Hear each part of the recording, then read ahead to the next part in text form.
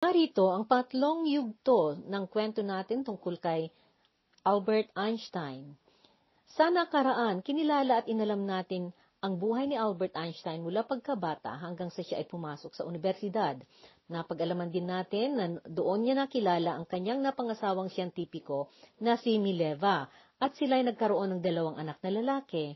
Gayunman, ang kanilang pagsasama ay nauwi sa diborsyo makalipas ng ilang taon. Nag-asawa muli si Einstein at pinakasalan niya ang kanyang pinsan na diborsyada na nagngangalang Elsa. Noong 1929, may panayam kay Albert na isinaganap ng isang manunulat na Aleman na nagngangalang Viereck. Tinanong nito si Albert tungkol sa iba-ibang pananaw nito sa sari-saring bagay. Sa isang bahagi ng panayam, narito ang nangyaring pag-uusap ng dalawa. Tanong ni Ginoong Viereck, gaano kalaki at kalakas ang impluensya ng paniniwalang Kristiyano sa iyo? Sumagot si Albert, sa aking pagkabata, natutunan ko ang parehong Biblia at Talmud. Isa akong Hudyo, subalit ako'y napamangha sa kislap ng figura ng Nazareno. Tinatanggap mo ba ang kasaysayan na totoong nabuhay si Kristo? Tanong ni Ginoong Viereck. Sumagot si Albert, walang duda. Walang sino mang magbabasa ng Biblia na hindi makaramdam na totoong may naging Jesus. Nabubuhay ang kanyang katauhan sa bawat salita. Walang kasaysayang ganyan na puno ng pagkabuhay.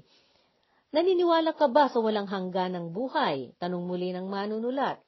At ang sabi ni Einstein dito, hindi, at sapat na ang isang buhay para sa akin. Naniniwala ka na mayroong Diyos? Pasunod na tanong ni Ginoong Viereck. Ang sagot ni Albert ay, hindi ako ateista. Hindi ko alam kung masasabi kong ako ay isang panteista. Ang problemang nasabi ay malaki masyado para sa kaisipan nating limitado. Nasa posisyon tayo na gaya ng isang bata na papasok sa napakadakilang biblioteka o aklatan na punong-puno ng libro na nakasulat sa dagsa at sari-saring lengguwahe. Alam ng bata na may sumulat sa mga librong iyan, subalit hindi niya alam kung papaano. Hindi niya maintindihan ang mga lengguwahe na pinagkasulatan nila. Mayroong sapantaha ang bata tungkol sa pagkakaroon ng misteryo na pagkakaayos ng mga libro, subalit hindi niya alam kung ano. Iyan wari ko ang saloobin ng kahit na ng pinakamatilinong nilalang na tao tungkol sa Diyos. Makita natin ang kalawakan na kamangha-mangha ang pagkakaayos niya at sumusunod ito sa alituntunin, subalit labis na malabo ang pagkakaintindi niya sa mga alituntuning ito. Ano nga ba ang panteista na nabanggit ni Einstein na hindi niya mawari kung isa rin siya sa mga ito? Ang panteismo o paniniwalang panteista ay paniniwala na ang Diyos ay binubuo ng lahat na tao at lahat na bagay. Ito'y isang doktrina na naglalahad na ang universo o kalawakan sa kabuuan ng kanyang pagkakalikha ay Diyos. Mula 1929, 1929 hanggang 1932, 1932, gustong-gusto noon ni Albert ang pumupuntang manirahan sa isang maliit at matahimik na puok na nagngangalang Kaput sa malapit sa Brandenburg sa Alemanya. Nagpatayo siya doon ng kanyang tirahan na kanyang pinupuntahan kada panahon ng tag-init. Matatagpuan ito sa pagitan ng 2 bay o lawa at napalibutan ng napakagandang kakahuyan.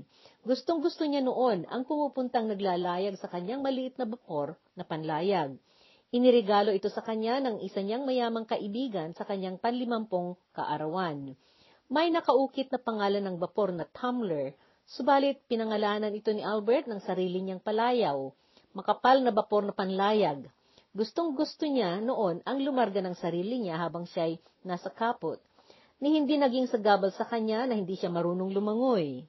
Itong mga sandaling nagsusolo siyang naglalayag ang siyang mga panahon na napag-iisipan niya ng malalim ang tungkol sa kanyang mga teorya, kung kaya lagi-lagi noon na may nakahandang papel at lapis para sa kanya doon. Noong tag-init ng 1930, 1930, habang siya'y naglalayag sa Kaput, sumulat siya ng kredo. Isinulat niya ito para sa mga lupon na nag-aadbokasya sa mga karapatan ng buong katauhan. Pagkatapos nito, ipinalathala niya ang kanyang sinulat. Napamagatan ito ng Ano ang paniniwala ko? What I believe. Sinabi ni Einstein, ang pinakamagandang damdamin na ating mararanasan ay iyang bagay na misteryoso. Iyan ang fundamental na emosyon na nakasaad sa pinagsimulan ng lahat na totoong letras at siyensa.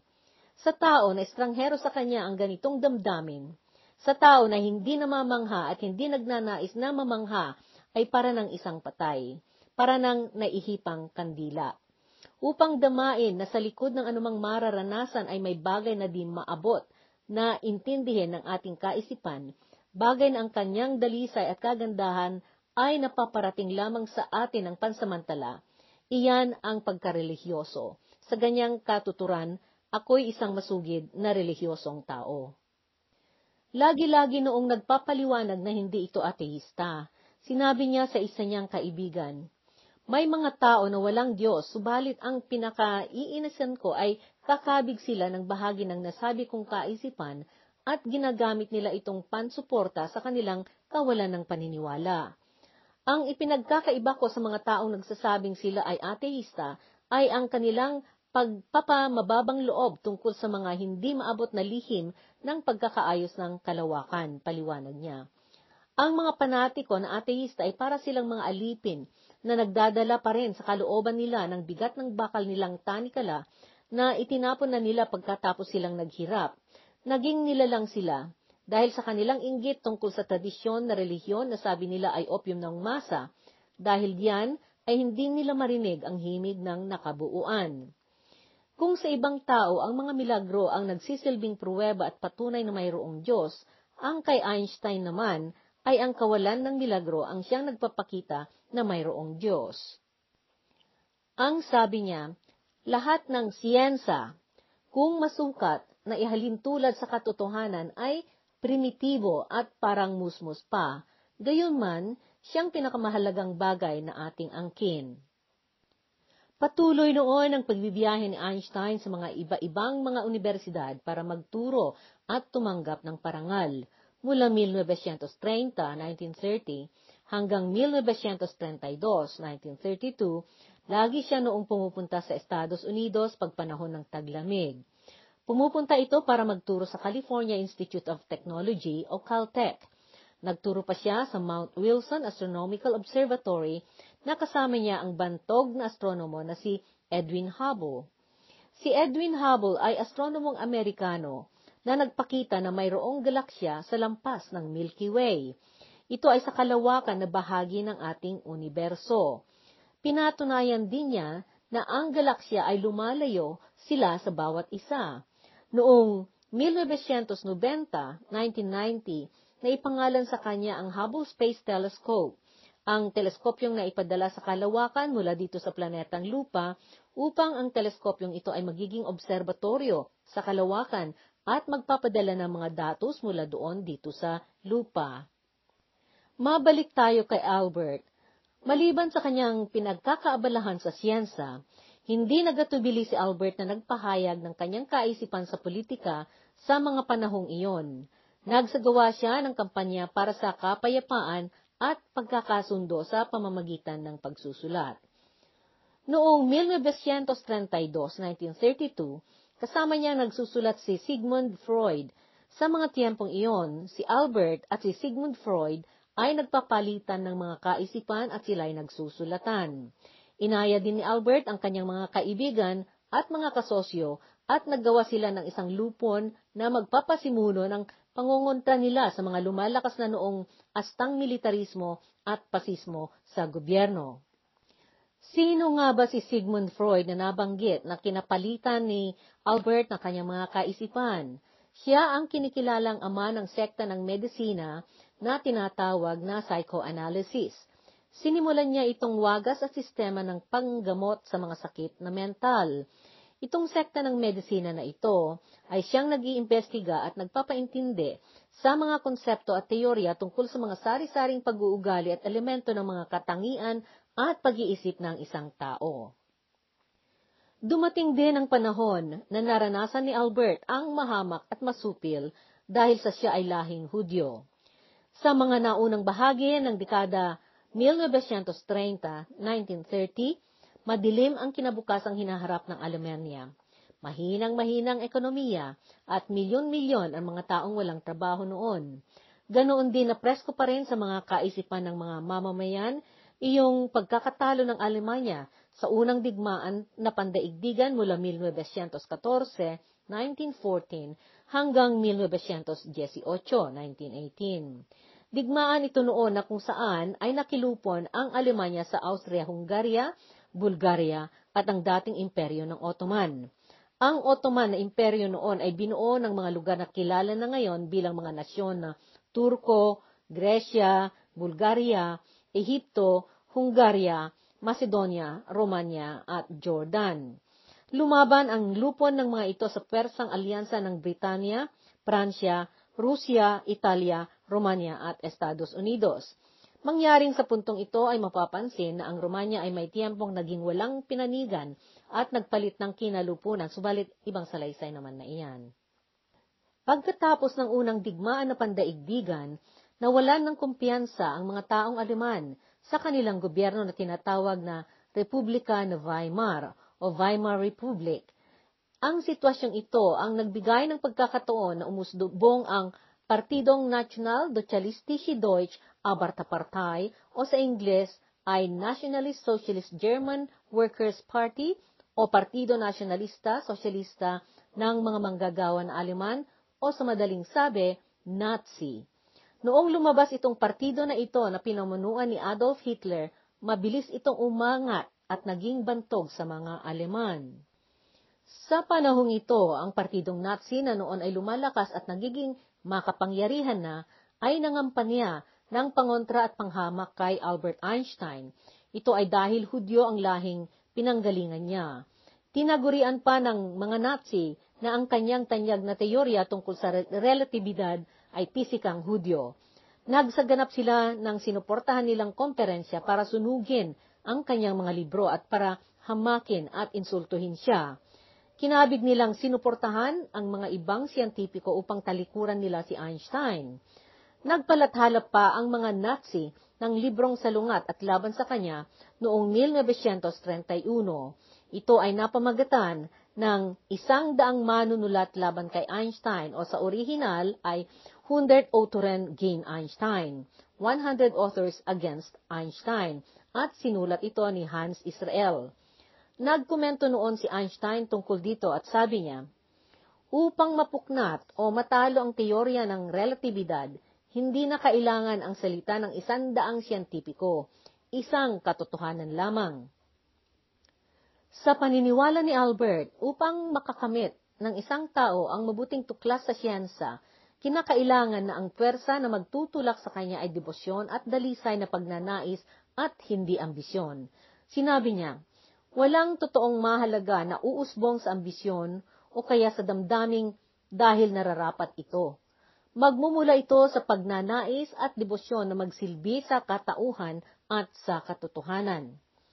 Sadyang nagpakatotoo si Einstein sa kanyang prinsipyo, kung kaya matapang itong nagsalita ng kontra sa militarismo na ipinalakad ni Hitler. Gayon din sa pulisa noon nito, na panghahamak sa at pagkapuot sa ibang lahi. Matindi ang galit noon ng mga Nazi kay Albert, subalit dahil bantog at kilalang-kilal sa buong daigdig si Einstein sa mga panahong iyon, hindi nila maaresto ito. Noong Disyembre ng 1932, 1932, nagpasya si Einstein na kailangan na niyang umalis sa Alemanya. Balak niya noon ang hindi na babalik.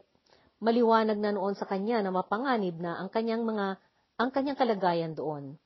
Sa isang pahayagan ng mga Nazi, na ilathala sa pinakaharap na pahina nito ang larawan ni Einstein at nakalagay pa doon na kasama ng titulo nito ang mga salitang hindi pa nabibitay. Hindi lamang iyon, mayroon na rin pating presyo na naiaalok para sa kanyang buhay. Sa dekadang ito na 1930, 1930 hanggang sa 1940, 1940, ito ang tiyempo na nagdagsa ang mga sari-saring pagsubok sa buhay ni Albert.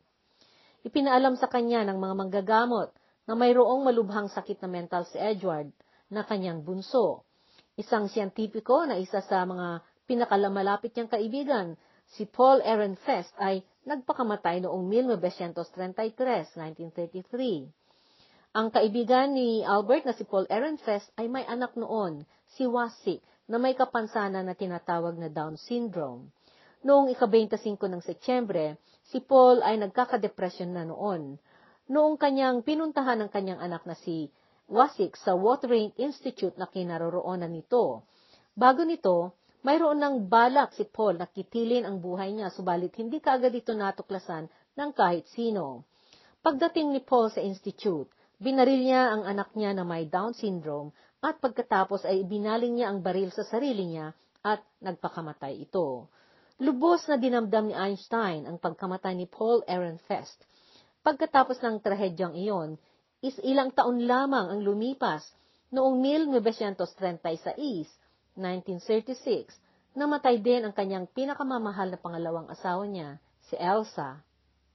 Bago pa ang pagkawala ng mga taong malalapit sa loob ni Einstein, nagsimula na noong masalimuot ang politika na pakakasangkutan ni Albert dahil sa lahi Hudyo ang pinanggalingan niya. Noong 1932, 1932, nagkaroon ng botohan sa Alemanya. Nanalo ang partidong Nazi. Naatasan si Adolf Hitler na Chancellor at siyang naging pangulo ng gobyerno noong 1933, 1933. Malaki noon ang paniniwala ng mga mamamayang Aleman na si Hitler ang siyang magliligtas sa kanilang bayan. Kaagad nagpalabas ang gobyernong Nazi ng alituntuning batas na aalisin ang kalayaan ng mga Hudyo. Gayon din, naipipigil na nila ang mga karapatan ng mga ito. Nagsimula ang diskriminasyon laban sa mga Hudyo na manggagamot, abogado, at sa mga negosyong pag-aari ng mga Hudyo noong 1933, 1933. Sa taong ito, idineklara ni Hitler na hindi na mapapayagang tanggapin si Einstein sa Alemanya. Ang anunsyong ito ay naihayag noong babalik sana si Albert sa Alemanya mula sa kanyang pagpunta sa California Institute of Technology sa Estados Unidos bilang panauhing tagapagsalita. Noong naipaalam na persona non grata na ang estado ni Albert sa Alemanya, bigla na siyang nawalan ng tahanan at bansang mauwian. Nagdalamhati ito, subalit mas malakas ang naramdaman niyang pagkapuot. Noong ika-10 ng Marso, bago pa lumuwas si Einstein mula Estados Unidos papuntang Europa, inihayag niya sa publiko na hindi na siya pwedeng makabalik sa Alemanya. Ang sabi niya, hanggat maaari, titira lamang ako sa bansang may nakalahad na alituntunin ng kalayaan sa politika, bansang may katangiang pagpaparaya at pantay-pantay lahat ang mga mamamayan. Ang mga kondisyong ito ay hindi na nagaganap sa Alemanya. Noong dumaong ang bapor na sinakyan ni Albert sa Antwerp, sa Belgium, noong ika-28 ng Marso, kaagad siyang pumunta sa konsulada ng Alemanya sa Brussels at isinauli niya ang kanyang pasaporte. At sa ginawa niyang iyon, tinalikdan niya na ang pagiging mamamayang Aleman. Dali-dali namang naghiganti ang gobyerno ng Alemanya at inumpisa nilang kinumpiska ang kanyang mga ari-arian sa Alemanya. Binitawan ni Albert ang kanyang katungkulan sa Königliche Preußische Akademie der Wissenschaften o Prussian Academy of Sciences bilang direktor ng Kaiser Wilhelm Institute for Physik o Kaiser Wilhelm Institute for Physics sa Universidad ng Berlin. Ipinadala niya ang pagbibitiw niya sa pamamagitan ng sulat. Kinumpiska ng mga Nazi lahat ng mga gamit at ari-arian niyang pansarili at hinalughog pa ng mga ito ang kanyang bahay sa Kaput dahil inakusahan nila na ang bahay niya doon ay pinagtaguan ng arsenal ng mga armas ng Partidong Komunista. Pati ang kanyang apartment sa Berlin ay hinalughog din ng mga Nazi. Noong Agosto 1933, 1933, kinumpiska ng mga Nazi ang kanyang bapor at bahay. Nanatili si Albert sa Belgium ng ilang buwan sa ilalim ng proteksyon ng gobyerno ng Belgium. Habang siya ay naroon, nagdagsaan ang mga alok na trabaho sa kanya mula sa mga malalaking universidad sa iba-ibang bahagi ng mundo. Sa bandang huli, tinanggap niya ang paanyaya sa kanya ng Universidad ng Princeton sa New Jersey sa Estados Unidos. Noong dumating siya doon, laganap na ang naipahayag na artikulo na nagsasabing ang poong papa ng pisika ay umalis na sa Alemanya at Princeton na ngayon ang bagong Vatican ng pisika. Noong pumunta na si Albert sa Amerika, kinumbinse rin niya ang kanyang panganay na anak na si Hans Albert, na noon ay naninirahan sa Suiza o Switzerland upang magmigrante na rin ito sa Estados Unidos. Sumunod naman ito at noong 1938-1938, pumunta ito sa Greenville, South Carolina. Naging mamamayang Amerikano o citizen ng Estados Unidos si Albert noong 1940. Samantala, mabalik tayo sa Alemanya noong 1935. Hindi na noon pinapayagan ng gobyernong Nazi ang mga taong galing sa pamilyang Hudyo na pumasok sila sa serbisyo sibil sa gobyerno o kahit pa sa militar. Naipalakad noon ang mga alituntuning batas ng Nuremberg noong 1935 at hindi na pinapayagan ang mga Hudyo na mag-asawa o magpakasal sa hindi Hudyo. Naalisan na sila ng karapatang mamamayan o citizenship, gayon din ang karapatang bumoto sa eleksyon. Hindi na rin pinapayagan ang mga batang Hudyo na pumasok sa mga paaralang pampubliko. Ang mga may edad na mga Hudyo ay hindi na binibigyan ng trabaho na propesyonal. Noong 1938-1938, iniutos ang bagong alituntuning batas na lahat ng mga lalaking Hudyo ay kailangang gagamit ng pangalawang pangalan, ang pangalang Israel, at lahat ng mga babaeng Hudyo ay gagamit ng pangalawang pangalan na Sarah. Lahat ng mga Hudyong Aleman ay kinakailangan noon na may markang J sa kanilang pasaporte. Noong 9 ng Nobyembre, sinimulan ng mga Nazi ang nanlusob sa isang lupon ng mga Hudyo na nasa teritoryo na Nazi.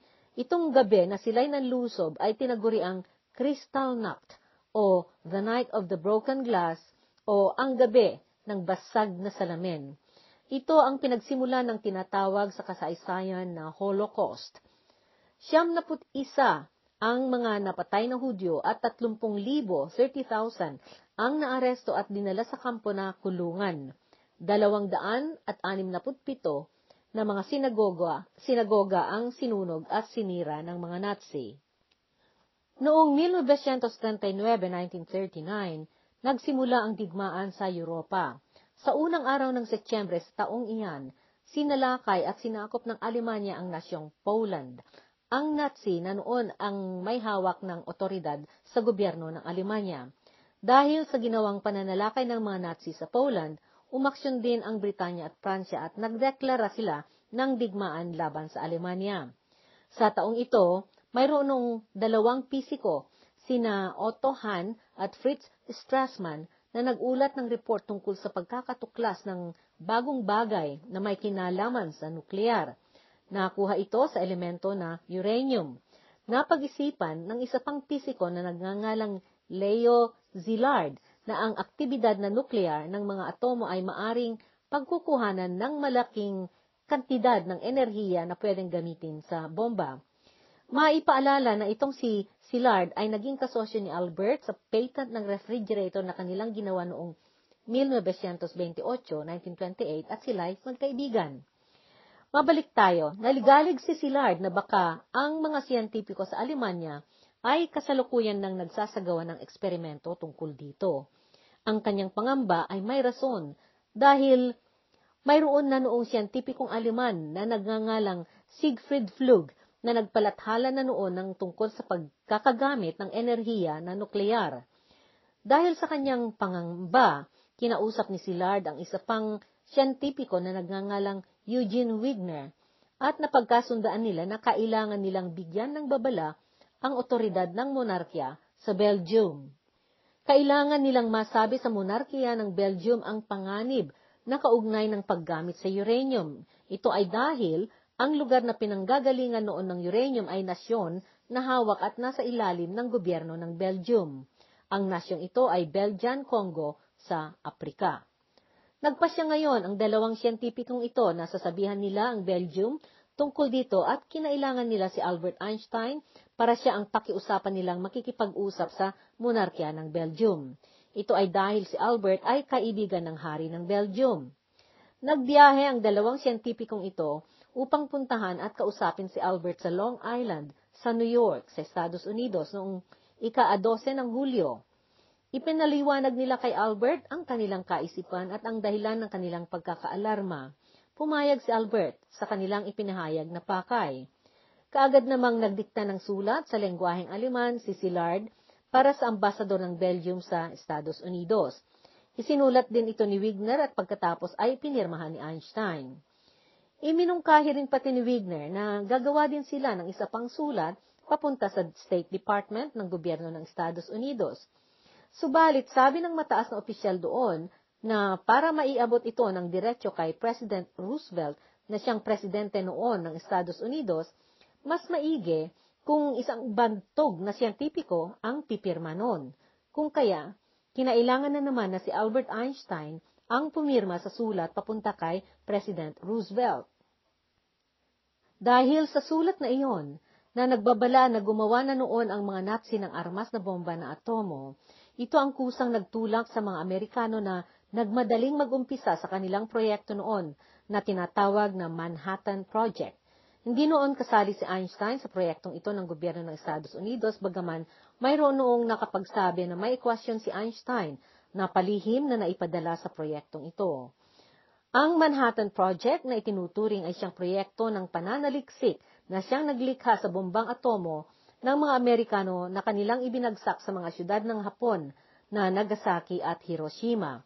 Ang pagbomba sa dalawang syudad na ito ang siyang tuluyan ng naging sanhi ng pagsuko ng mga Hapon at na magtapos pangalawang digmaang pandaigdigan noong 1945, 1945. Pagkatapos ng pangyayaring iyon, bagaman nabigyan ng katapusan ang digmaan, nagpundar sina Einstein at Szilard ng lupon ng mga siyentipiko at pinangalanan nila ito ng Emergency Committee of Atomic Scientists o Komite sa Kagyat na Pangailangan ng mga Siyentipiko ng Atomo. Ang pakay nito ay ang pagbawalan ng muling pagkakagamit ng bombang atomo sa digmaan o anumang labanan. Bago nito, ilang beses na ipinaalam ni Einstein ang masama niyang pakiramdam na ang kanyang teorya ay pinagbatayan ng pagkakalikha ng amunisyon na nuklear. Noong 1947, 1947, sumulat si Albert kay Mileva, ang kanyang unang asawa na kanyang diniborsyo. Ito ay dahil patuloy pa ring sinasuportahan ni Albert si Mileva at gayon din ang pagkakagamot at pagkakaestima ng kanilang bunsong anak na si Edward na noon ay nasa institusyong mental na. Ang sabi ni Albert sa sulat niya kay Mileva, "Hindi ko sana gustong darating sa punto na wala na akong kakayahang magsilbi, subalit kailangang tanggapin ang anumang darating." Habang bumibigat na ang masamang estado ng kalusugan ni Mileva noon, binili ni Albert ang kanilang panganay na anak na si Hans Albert. Sabi niya, "Sulatan mo ang iyong ina ng masayang sulat. Sabihin mo sa kanya na huwag siyang mag-alala ng kahit ano, kahit si Edward." Namatay si Mileva noong 1948, 1948, sa edad na 72. Sa pagkamatay ni Mileva, sumulat muli si Albert kay Hans Albert at sinabi niya dito ang kanyang pag-alala. Ang pinakamasaklap ay nag-iisa na doon si Edward, sabi niya. Mahirap kung walang matyagang mag-alaga sa kanya sa gayong estado niya, padagdag niya. At tungkol kay Edward sa mga panahong iyon, bagaman mayroon siyang kapansanang mental, nagpatuloy ito na naglikha ng mga tula at nagguhit. Isa sa mga ito ang kanyang tula na napamagatan ng Einsames Ende, Lonely End o Malungkot na Katapusan. Tutunghayan natin ang tulang ito sa mga susunod na sandali. Namatay si Edward noong 1965, 1965, sa institusyon na mental sa Suiza. Noong siya'y namatay, mahigit na noon na 30 taon mula nang huling magkita sila ng kanyang ama na si Albert. Samantala, ang buhay publiko ni Albert ay naging masyadong abala. Noong 9 ng Nobyembre, 1952, 1952, namatay ang pinakaunang presidente ng kabago-bagong likhang bayan ng Israel. Siya si Chaim Weizmann. Hiningi ng opisina ng Foreign Ministry ng Israel sa ambasador nila sa Estados Unidos na si Abba Eban na maghanap ito ng kandidatong ipapalit nila. Ikinatawan ni Ambasador Eban ang pangunahing ministro o Prime Minister ng Israel na si David Ben-Gurion. Pumunta itong nakipag-usap kay Einstein. Magkaibigan noon nina Einstein at Weizmann. Tinulungan noon ni Weizmann si Einstein sa kanyang pagpunta sa Amerika noong 1921. Noong nalaman ni Einstein ang plano ng gobyerno ng Israel na ialok sa kanya ang posisyon ng pagkapresidente ng Israel, dali-daling ipinahayag nito na hindi niya matatanggap ito. Ayon sa kanya, hindi angkop iyong kaisipan na iyon. Gayunpaman, hindi inintindi iyon ni Ambassador Evan at patuloy siyang nagpadala ng opisyal at formal na sulat kay Einstein. Nakalahad doon sa sulat na kapag tatanggapin niya ang inaalok na proposisyon, kinakailangan na siya'y pupuntang titira sa Israel at tatanggapin din niya ang pagiging mamamayan doon. Naidagdag pa sa sulat na bilang paggalang sa kahalagahan at sa kadagsan ng kanyang mga pinagkakaabalahan, siya ay malayang magpatuloy sa kanyang gawain sa siyensa. Pagkatanggap ni Einstein sa sulat na iyon, siya ay kaagad na sumagot at isinulat kamay niya ito sa lengguwahe na Ingles at sa Aleman. Heto ang nilalaman ng sulat. Lubos na nabagbag ang aking damdamin sa alok ng ating bayan ng Israel na magsilbing presidente at agad din ang aking kalungkutan at pagkakahiya sa hindi ko kayang pagtanggap.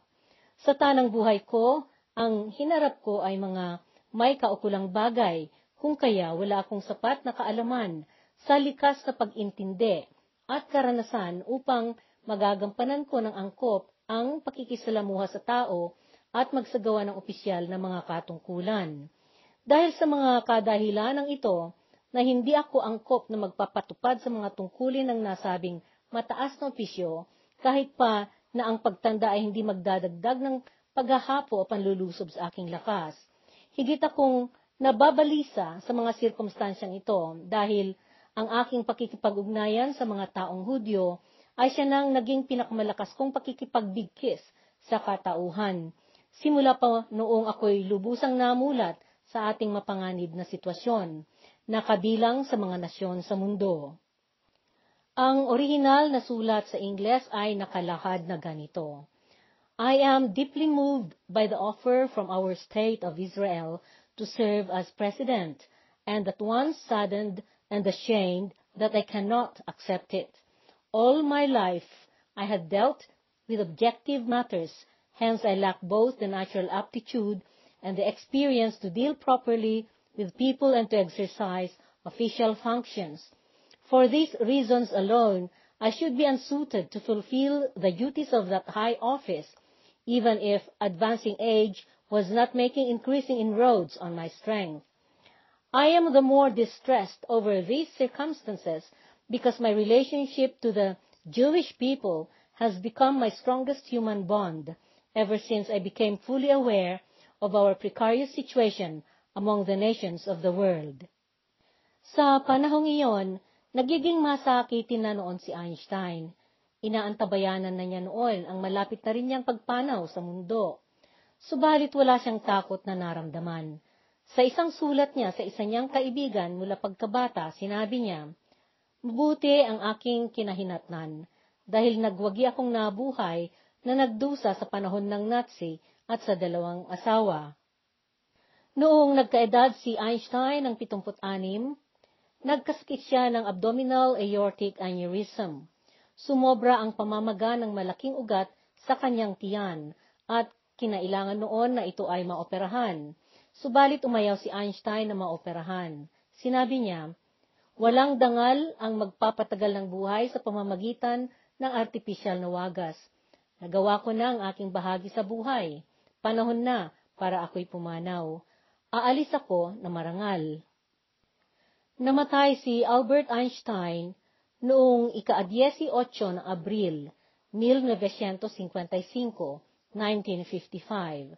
Sa kanyang pagkamatay, sinabi noon ni Presidente Dwight Eisenhower na siyang presidente noon ng Estados Unidos na napag-isa ang mga damdamin ng Amerika tungkol kay Albert Einstein.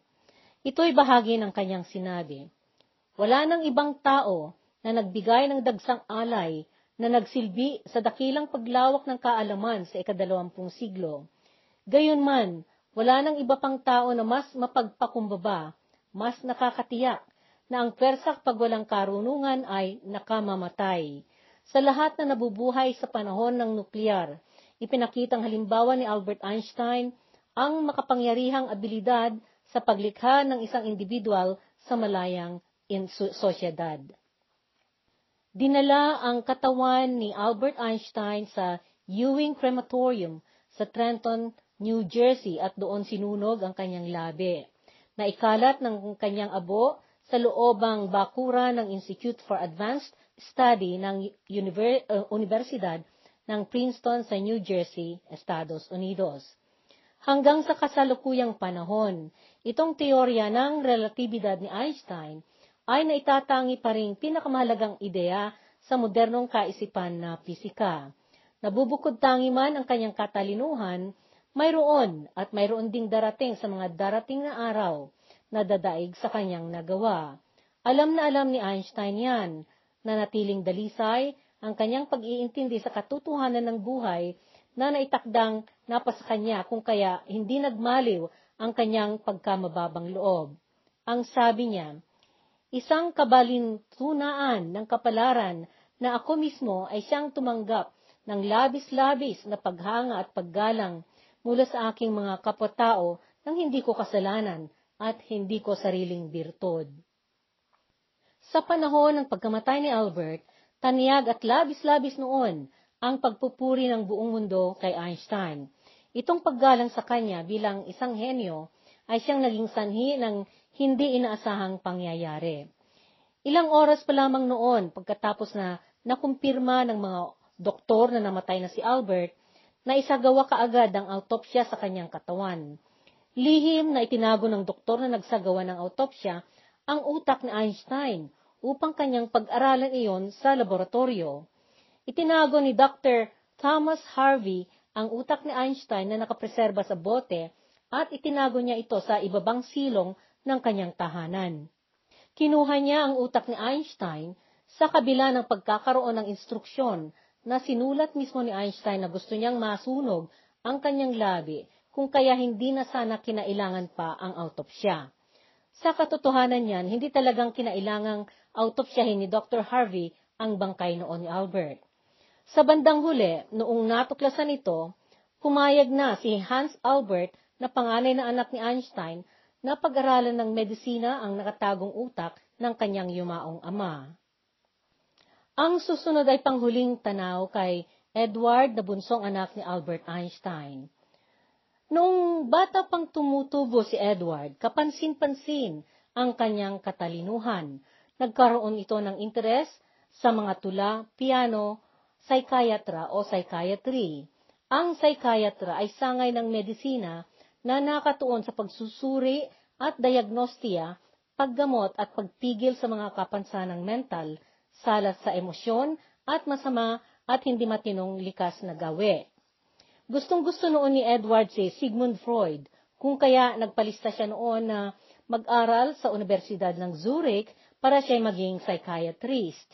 At gaya ng nabanggit na natin sa ibang bahagi ng ating podcast na ito, si Sigmund Freud ang siyang nagpasimula sa pag-aaral sa sekta ng medisina na mental at ito ay tinaguriang psychoanalysis. Ang pag-aaral na ito ay kaugnay sa teorya kung papaano ang pagtrabaho ng utak at isip at gayon din na tungkol ito sa wagas kung papaano matulungan ang tao na mayroong matinding pinagkakaguluhan ang kanyang kaisipan at katinoan. Sa mga tiyempong iyon, bantog na ang kanyang ama na si Albert at kilalang kilala na ang kanyang pangalan kahit saang bahagi ng akademya at siyensa. Isinulat noon ni Edward, kung minsan, mahirap ang may amang masyadong mahalaga dahil nagpaparamdam na para baga wala kang sariling kahalagahan. At gaya ng nangyari kay Albert na kanyang ama, nagmahal din si Edward ng isang mas nakatatanda sa kanya. Hindi nagtagumpay ang kanyang naging relasyon at lumala ang kanyang sakit na mental. Noong 1930, tinangka niya ang nagpakamatay. Nakita ng mga manggagamot na mayroon siyang sakit na schizophrenia. Ang sakit na ito ay isang malalang sakit na mental. Ang pakahulugan at pagtingin ng taong may sakit nito sa realidad ay hindi normal o karaniwan at malimit ito ay nagkakaroon ng tinatawag na guni-guni, delusyon o maling akala at gawing nakakapasama at nakakapinsala sa pang-araw-araw na gawi at matinong ugali. Bagaman inaasahan noon ni Albert na makakapunta rin si Edward sa Estados Unidos na gaya ni Hans Albert na kuya nito, nagpatuloy ang paglubha ng karamdaman ni Edward. Ito ang nakahadlang sa kanyang pagpunta sana sa Amerika. Bago noong pumunta si Albert sa Amerika noong 1933, 1933, pinuntahan niya muli si Edward sa institusyong mental sa klinika na Burghotzley sa Universidad ng Zurich sa Suiza o Switzerland. At bagaman patuloy noon ang kanilang pagsusulatan, hindi na sila nakapagkita muli. Nabuhay si Edward sa institusyong iyon hanggang 1965, 1965, 10 taon pagkatapos na namatay si Albert na kanyang ama. Ito ang tula na likha ni Edward na pinamagatang Ein Sames Ende, malungkot na katapusan, na isalin ito mula sa translasyon nitong Ingles na ginawa ni Paul Halpern, Lonely End. Agam-agam, kay panglaw kong maghingalo, tahimik na maglalaho, at ni walang ulap na aking buhay ay naigatla. Ano mang aking ipinunla, palayo ng hinipan ng hangin, ano mang aking isinaloob, nakaraan ng naglaho. Tangay ng agos ng daloy, agam-agam, kay panglaw kong maghingalo, at anong kahihiyan, aking hinahon sa sarili, kinuha ang lahat sa akin. Dito nagtatapos ang ating podcast tungkol kay Albert Einstein. Nabuo ang kwentong ito mula sa mga kaalaman na nakuha sa mga susunod na pasasalamatan. Wikipedia.org, Nobelprize.org, Britannica.com, History.com, Biography.com, Time.com, Nature.com, HistoryOfYesterday.com, Rescue.org, Quora.com, JewishVirtualLibrary.org, YouTube at Medium.com. Napagsaliksikan ang mga ito mula ika-7 ng Disyembre hanggang ika-19 ng Disyembre 2021.